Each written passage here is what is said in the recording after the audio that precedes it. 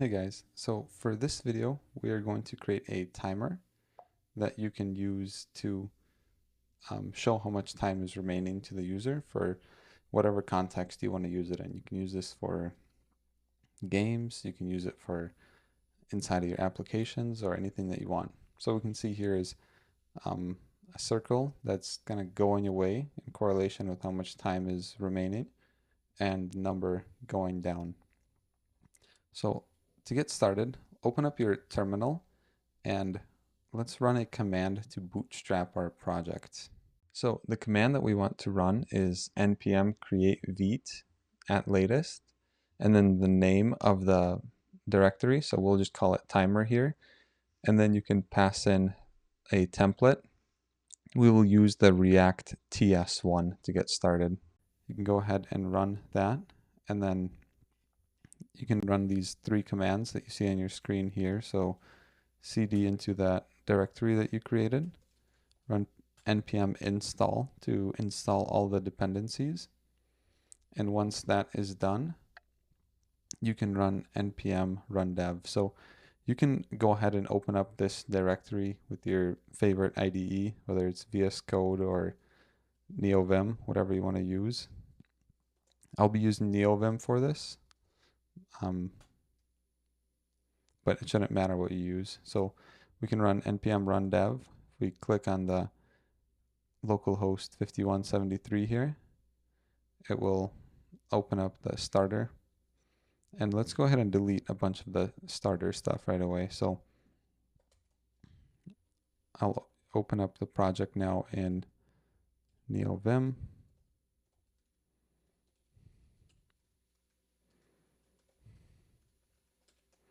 So you can delete the public directory, you can delete the assets directory, you can delete the CSS files, and in the main TSX, you can delete the import for the CSS file. And then in the app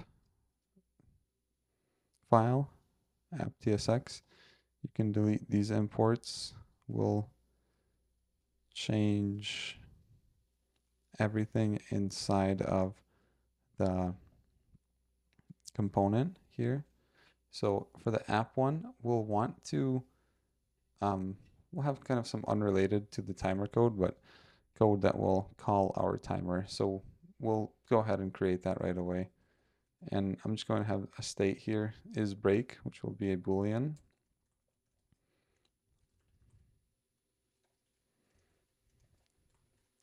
And it will start with true.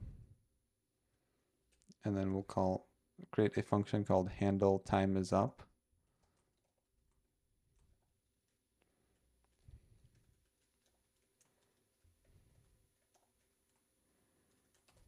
And this will just set is break to false.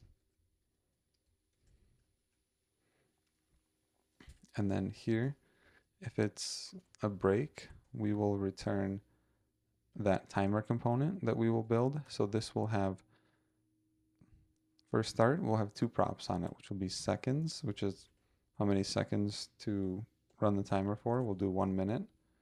And then an on done callback, which will pass that function we just created in. And otherwise, if it's not a break, then what we can do is return a button that will allow the user to start a break again. So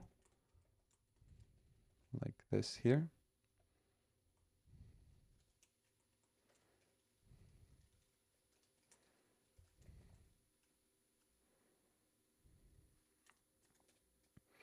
And save that and get it formatted. So let's go ahead and implement our timer component. So you can create a new file here called timer tsx.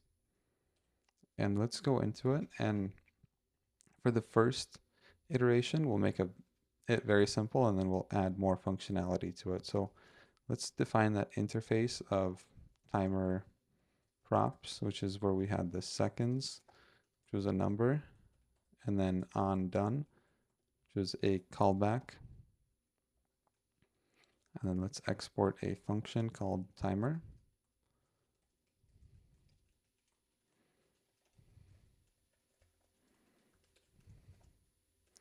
And so for the timer, we want to track what time the component mounted. So we can use state for that. And we won't ever change that value. So we won't even destructure the second value from React use state on it. And let's make sure we have React imported. And the default value for this, or the initial value, is just going to be date.now. And we'll also want to track how much time is remaining. So we'll have another state here for time remaining. This one we will update, so we will destructure the second value. And the initial value is just going to be however many seconds you started with. And what we'll want to do is create a use effect, or use the use effect hook here. And inside of here, we'll have an interval that will update the time remaining every second. So we'll call this interval ID, set interval. And we'll have this code running every 1,000 milliseconds, so every second. And then right away, let's return a cleanup function that will clear that interval. So when our component unmounts, this makes sure that this code doesn't continue to run in the background. And so here, we'll want to figure out how much time has passed. So we can do time elapsed is equal to date.now minus the start time. And so this is going to be the number of milliseconds here. So we'll have to divide this value by 1,000. So this is how much time has passed. And now we can get our new time remaining, which is going to be the number of seconds that you started with minus the time elapsed divided by 1,000. Because remember, time elapsed here is milliseconds.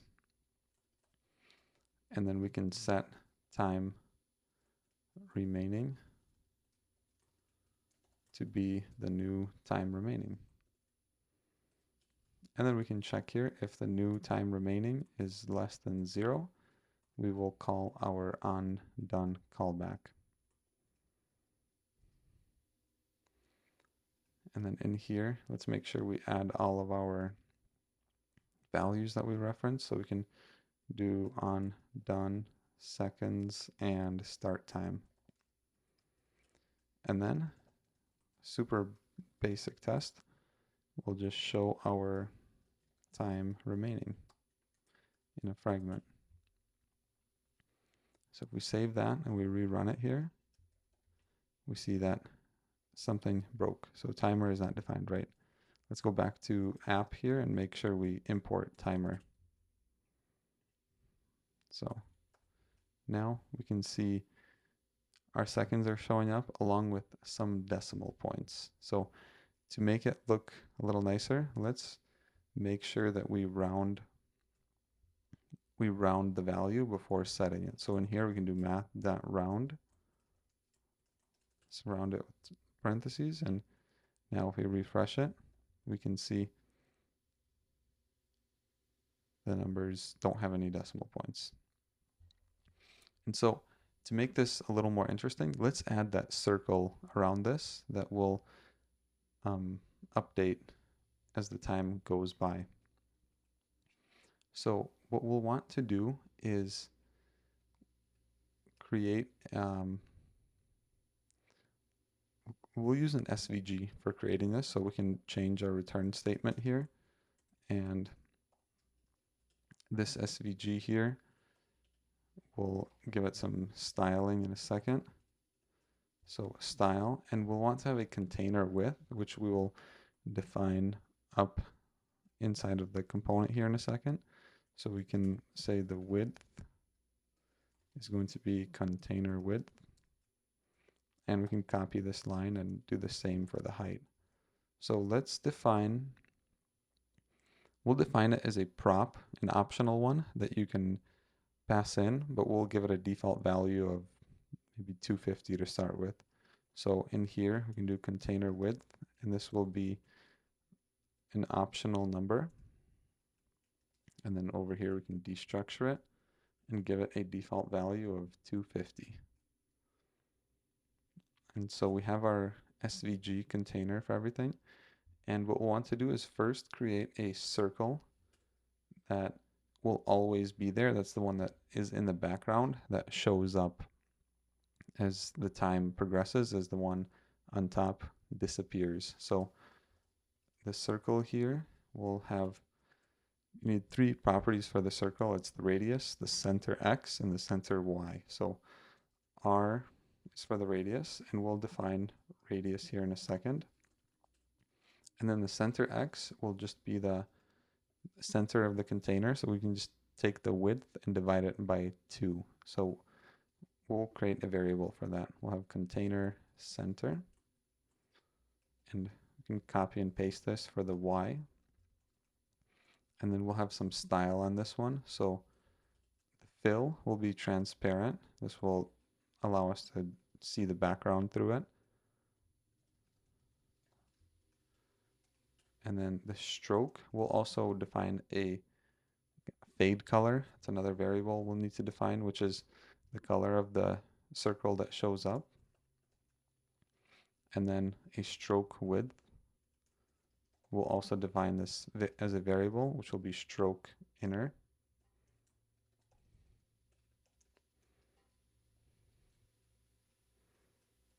And then we can close our circle.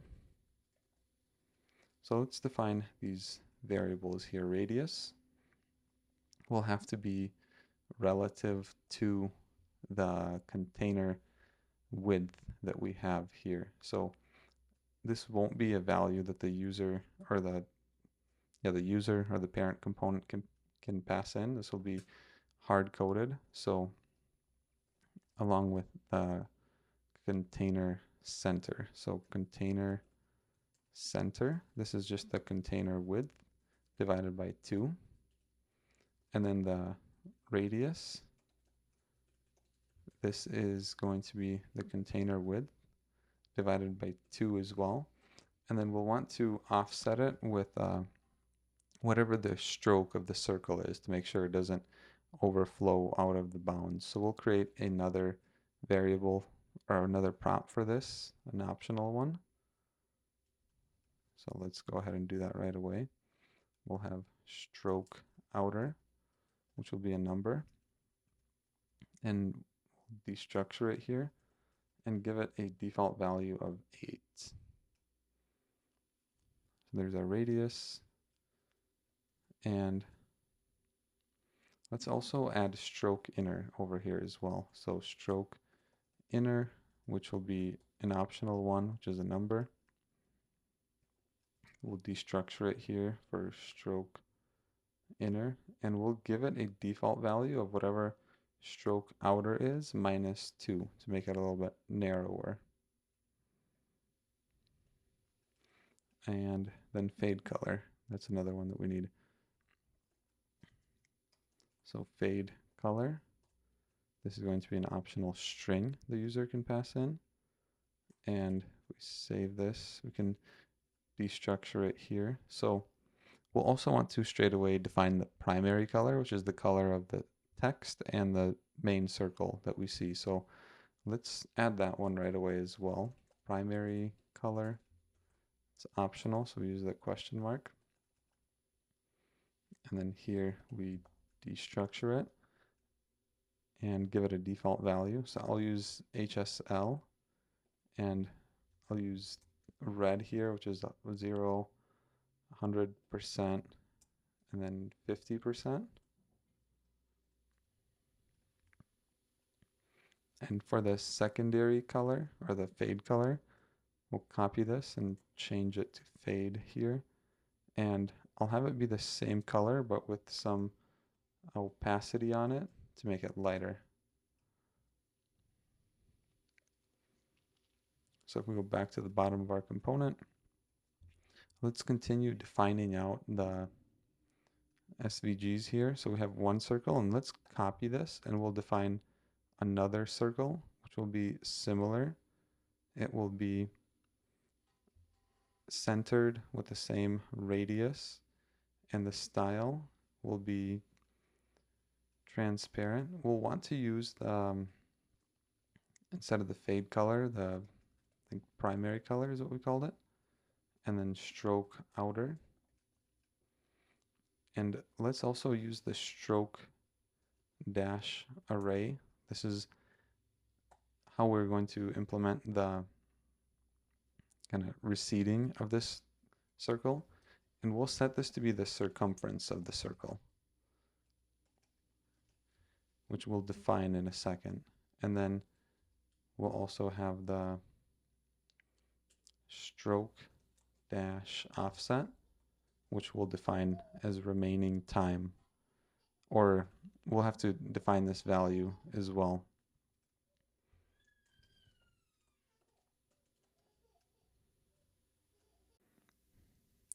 So let's go up to where we defined our other constants and define circumference. This circumference is going to be equal to, if you remember the formula for the circumference of the circle, it's 2 times math dot pi times the radius. It looks like I've spelled it wrong.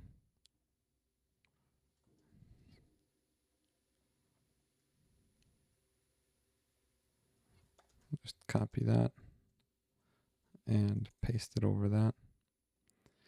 And then we'll also want to store and compute this value here for the stroke dash offset.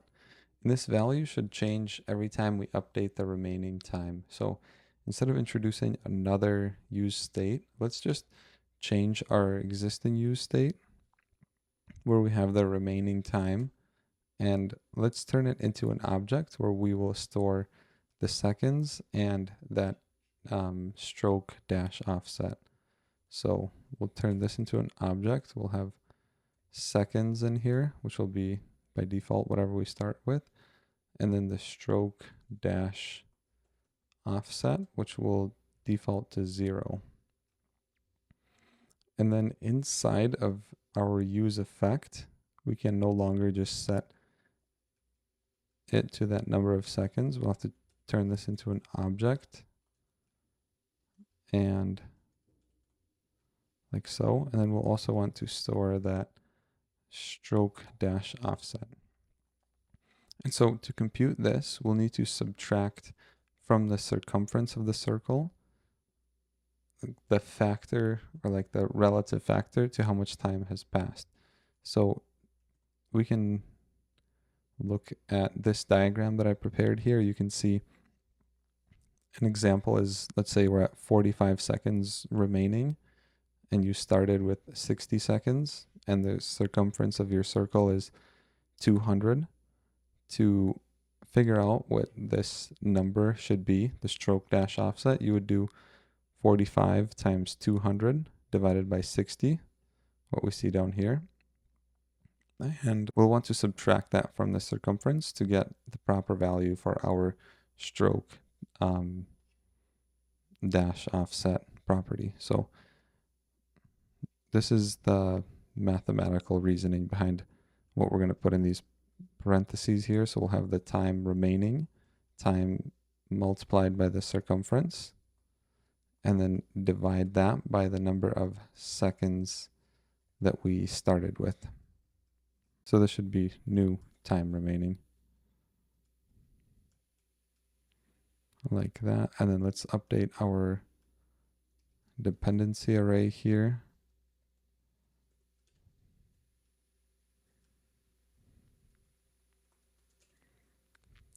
And now we, instead of doing stroke dash offset, we can do time remaining dot stroke dash offset. And we'll save this. let's see how this is looking. We don't have the numbers in there, but we can see our circle is seemingly going away as expected, except that it's starting on the right-hand side. So to make it start in the middle, we'll use a transform attribute on our circle. That's this one over here that's being updated. And for this, we'll do a rotate of -90. And then we'll also want to make sure we're rotating it relative to the center of the canvas instead of the origin. So here we can pass in the container center as the X coordinate, and we'll just copy this part here and paste it in again. So that'll be the Y coordinate. Make sure it's rotating around the center. Yeah, so now instead of it starting at 3 o'clock position, it's starting at 12. And we can see it's a little choppy in how it's updating. We'll address that by changing how frequently our set interval runs. So right now, it's running every 1000 milliseconds, which is every second. And we want it to update more frequently. So if we wanted to update it 60 frames a second, which would more or less be instantaneous for the human eye, we'd want to update at 60 frames per second. So let's introduce another prop here.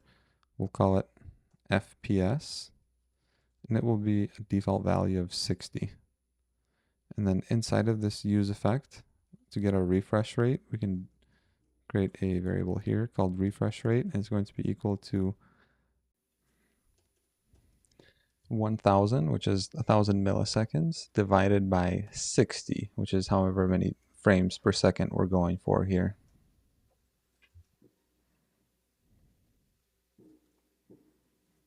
And then we'll want to use that over here.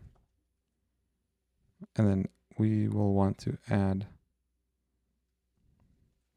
well, this should be FPS.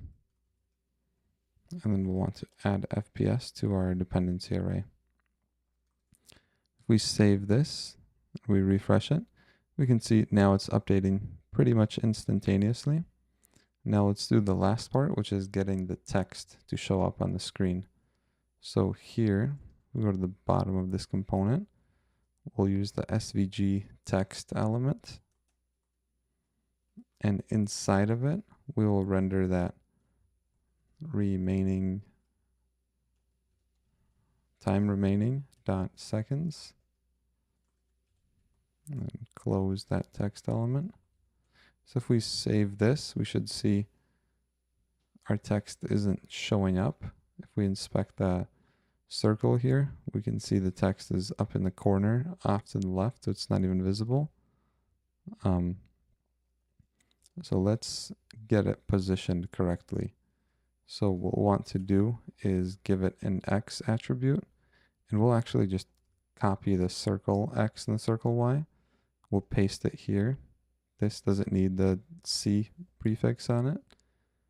And then for the CY, we'll actually want to adjust this a little bit based off the font size. And so let's create another prop for the font size, which will be optional. And we'll give it a default value of 60. So font size is going to be a number. And then let's I guess we forgot to add FPS here. So let's add FPS, also going to be a number. And then over here, font size, this will be 60 as well.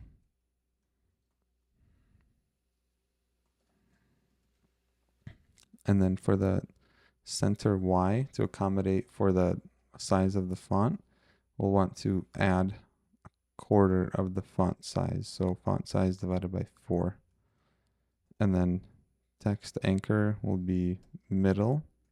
This is to make sure it's centered. Alignment baseline as well of central.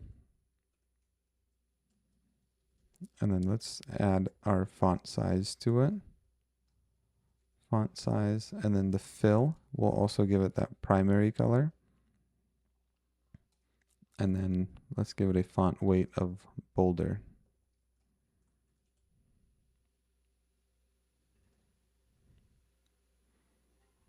So there you have it. We have this timer that gives us the current time and this animation of the timer going away. And you can change any of these values when you render it or in the default props.